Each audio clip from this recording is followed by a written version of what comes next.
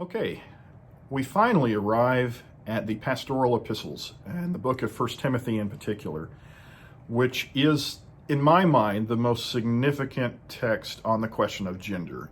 Both points of view kind of stand or fall on how they negotiate 1 Timothy chapter 2 especially, but also chapter 3. And so let's just dive right in.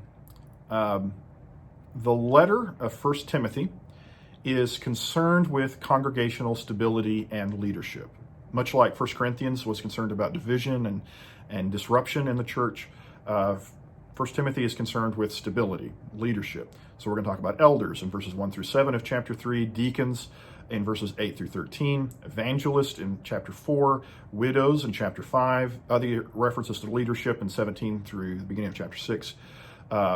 That's a big concern of how is the church structured, how is it made stable. The presence of false teaching in the community is the occasion for this concern. There are several passages that talk about there are things being taught that aren't right. Okay, so there's an issue of false doctrine at work that is disrupting the church. And so the response is stability. We're going to make sure the church is put together correctly, and that's going to give us stability to deal with these other issues. The passage that brings up lots of controversy is 1 Timothy chapter 2, 8 through 15. I desire then that in every place the men should pray, lifting holy hands without anger or quarreling. Likewise also that women should adorn themselves in respectable apparel, with modesty and self-control, not with braided hair and gold or pearls or costly attire, but with what is proper for a woman who professes godliness. With good works, let a woman learn quietly with all submissiveness. I do not permit a woman to teach or to exercise authority over a man. Rather, she is to remain quiet. For Adam was formed first, then Eve, and Adam was not deceived, but the woman was deceived and became a transgressor. Yet she will be saved through childbearing, if they continue in faith and love and holiness with self-control. What kind of things can we notice? First, the description is, this is for in every place, and ponte tupo, I think is the Greek text. Literally, it's every place, any place, anywhere. It's been interpreted to mean something more like every place of worship. Because in the context, we're talking about praying, teaching the gospel, things of that nature. We're about to talk about elders and deacons. So most folks, whether you're complementarian or egalitarian, are going to say, it doesn't sound like we're talking about a school classroom. It doesn't sound like we're talking about just any old thing out there, the dinner table at our home. It seems like it's in places of worship that we have this in mind, but that's debated a little bit. The word teach is used in this text. Women are not permitted to teach in some context. The word teach seems to mean formal or authoritative teaching. Didasko is the Greek term. We have an English cognate, the word didactic. The word didaskalos was a teacher. I mean, it's even a synonym for rabbi in the New Testament. So this isn't, some have said, does this, what if I hand somebody a tract? If I hand them a piece of paper with a verse on it, did I teach them? It's not, whatever it is, that's not what Paul has in mind. It seems to be formal or authoritative type teaching, kind of thing I'm doing right now, right? I am acting as a minister of the church. I am conveying doctrine to you best I can. That seems to be the kind of thing, or what I do on Sunday morning would be the kind of thing Paul has in mind. And then another term that's of interest is the term quiet or quietly. Some get really hung up on that one. Women need to be quiet. I would just remind you that in other passages in the Bible, men are also told to act quietly and be quiet. That every Christian wants to live what Paul calls earlier in this chapter, a quiet life. That we just want to worship God and kind of be left alone. And so it's used here specifically for women, but it's not just a feminine quality. It's something that all people actually ought to attain to. If one looks at every passage referring to women, one notices in the book of 1 Timothy some possible problems. It could be that there was an issue, because what we're trying to figure out is what is the problem that Paul is addressing. Timothy's got a problem. Timothy, here's a letter to help you with your problem. What's the problem in the church? It could be indecency. So chapter 2, verse 9 talks about, how to clothe yourself. And it could be other kinds of immorality. Chapter 5, verse 11 hints at that there was some immorality maybe associated with women that was a problem in the church. Another couple of statements, chapter 5, verse 13, some learn to be idle, gadding about from house to house, gossips and busybodies, saying what they should not say, and some have already turned away to follow Satan.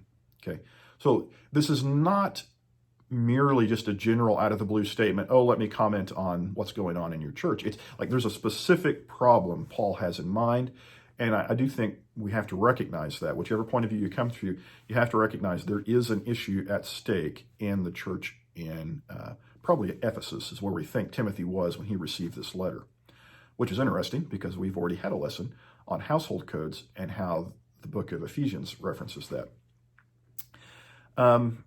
In fact, I think we can further point out that the false teachers have, and this quote comes from 2 Timothy 3, 6, and 7, have made their way into households and captivate silly women, overwhelmed by their sins and swayed by all kinds of desire, who are always being instructed and can never arrive at a knowledge of the truth.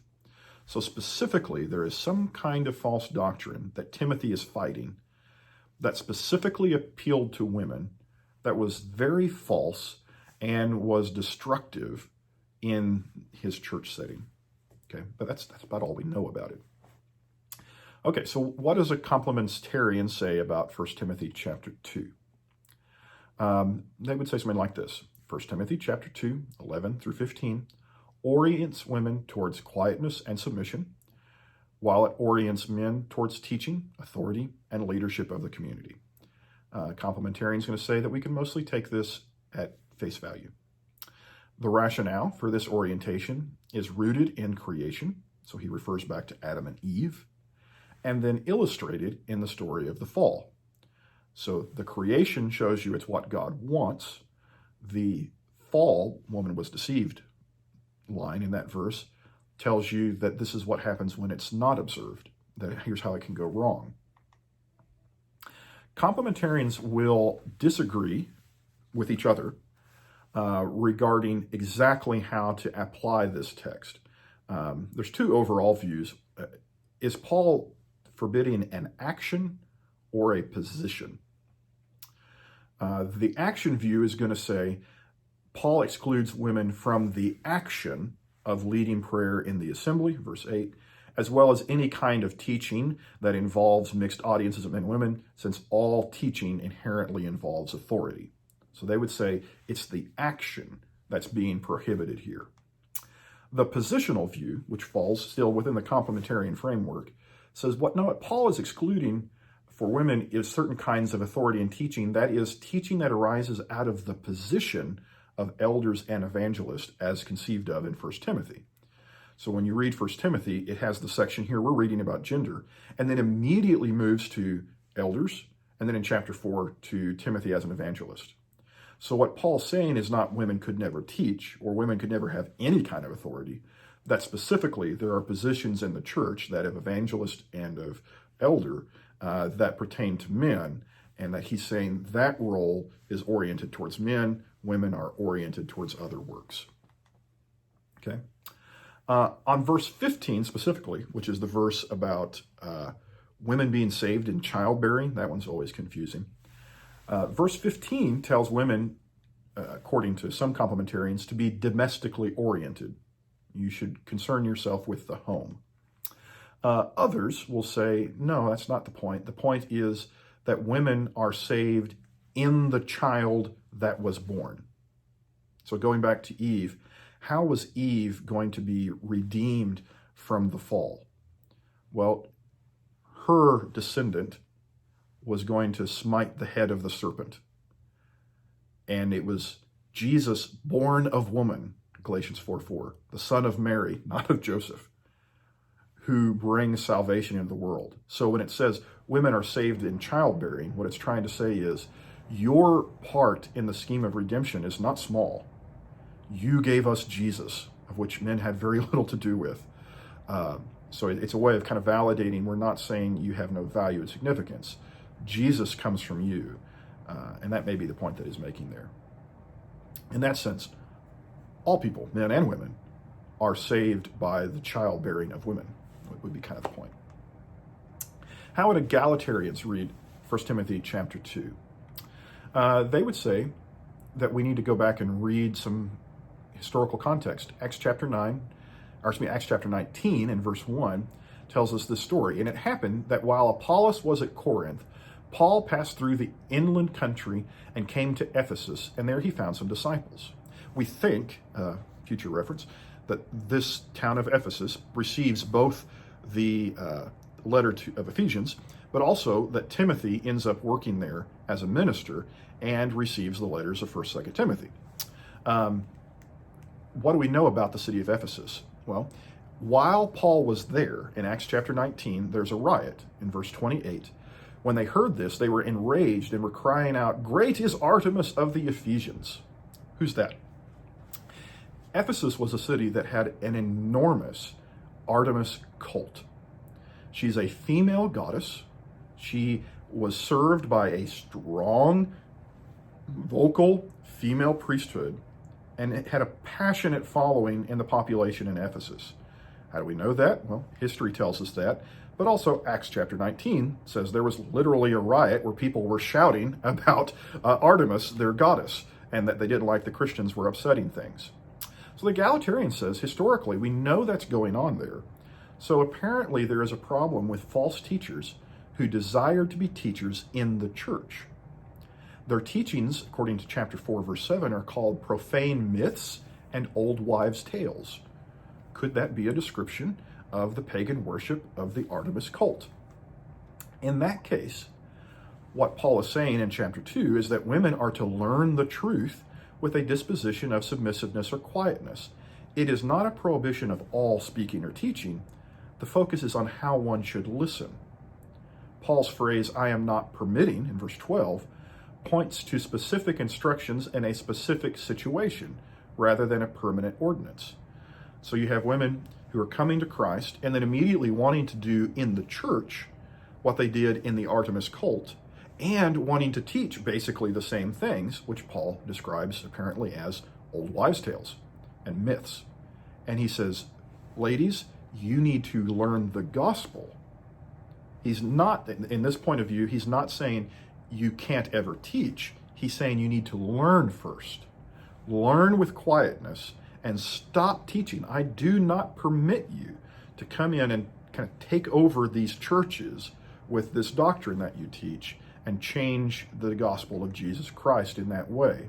An egalitarian would further argue that the word translated to have authority over is used only one time in the New Testament and seems to have the sense of to domineer.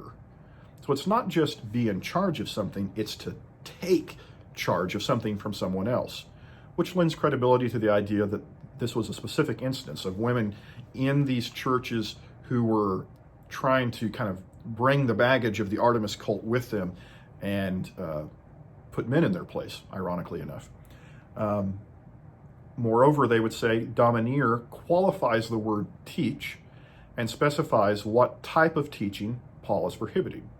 Only the domineering false teachers are being told to stop, not women never teach in any circumstance.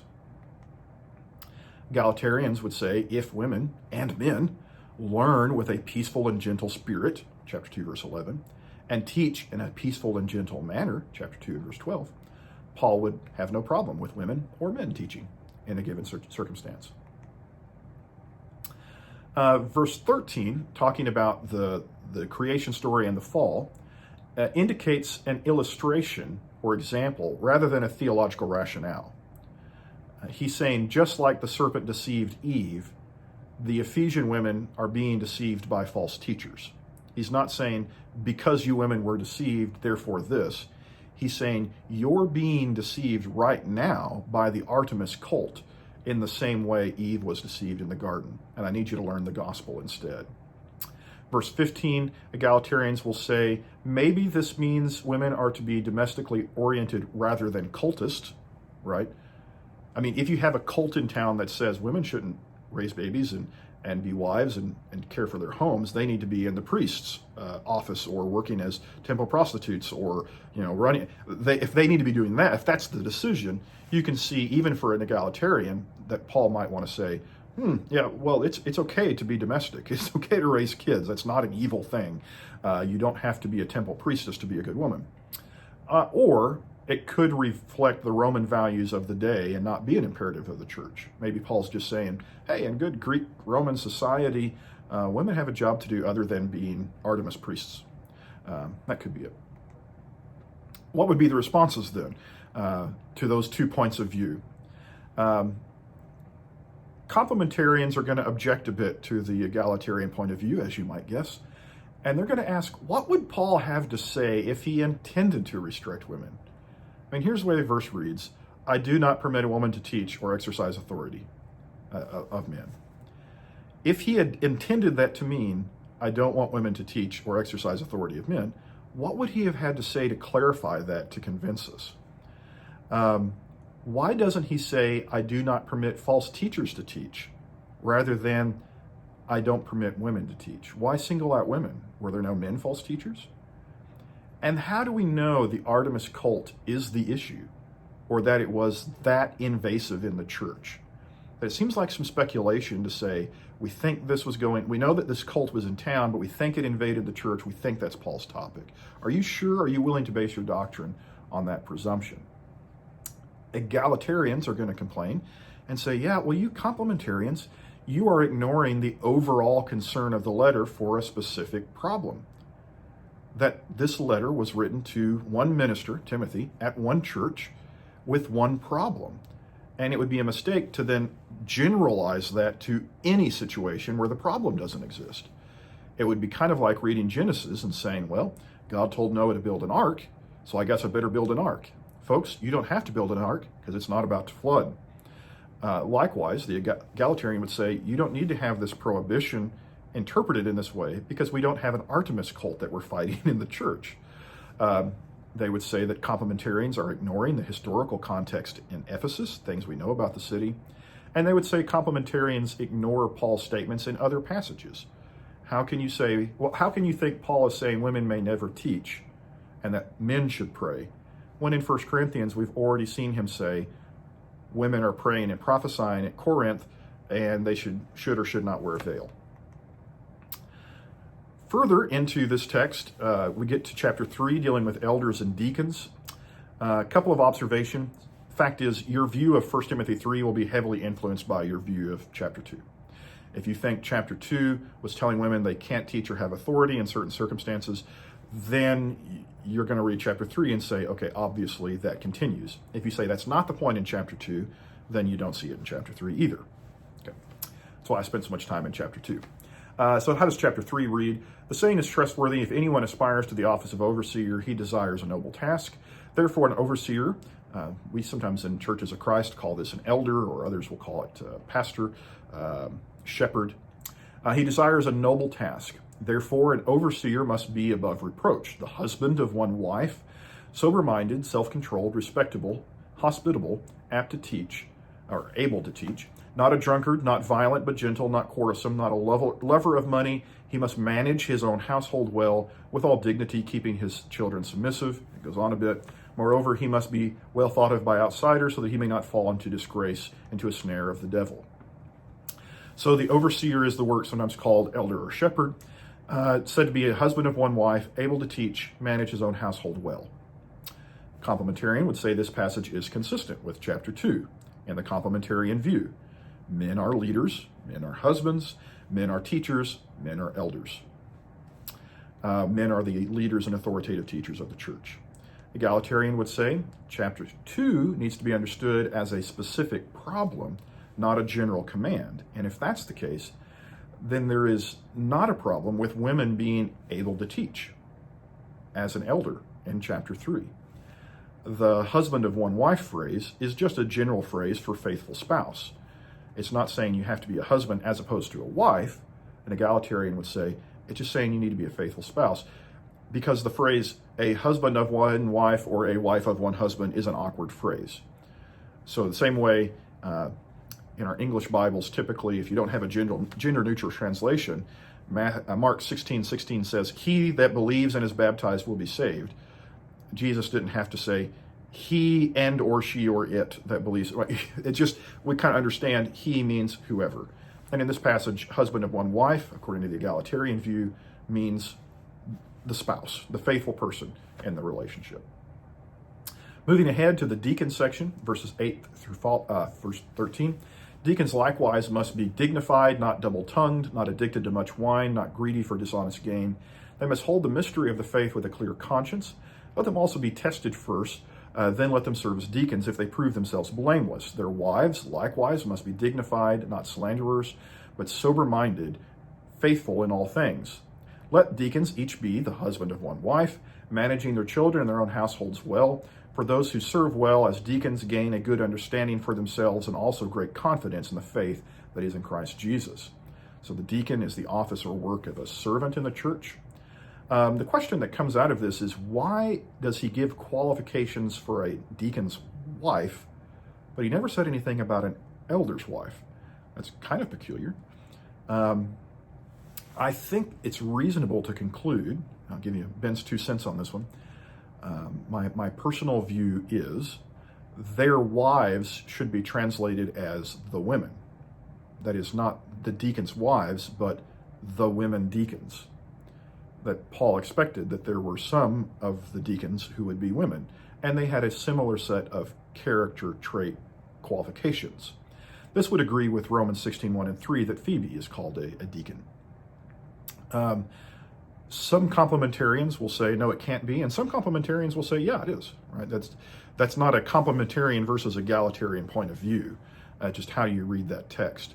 Because ultimately, whether you're a complementarian or egalitarian, deacon is not inherently a teaching role. It could be, whereas the elder minister type role is. So a service role, surely we believe women can serve. Surely we could believe men can serve. So it wouldn't be a problem to say you are the servant, the deacon of the church in that area. I've commented before, I've had this view for a long time, and I've taught it in places that didn't agree with me and not made a big deal out of it. I've never appointed a deaconess, maybe one day. But the point I've always made is that actually every church I've ever attended had deaconesses. We just don't call them that. Every church has women. We just call them coordinators or ministry team leaders or whatever, or we don't call them anything. We just let them do all the work. Every church has, if it's alive and well, it has working, energetic women. And I think all this tells us is, basically we have deaconesses. It wouldn't hurt to recognize them as that. And that doesn't necessarily change your view about whether women should be preachers or elders, because the role of a deacon isn't doing the same thing as those two roles. May say more about that in the next lesson, but there's some food for thought.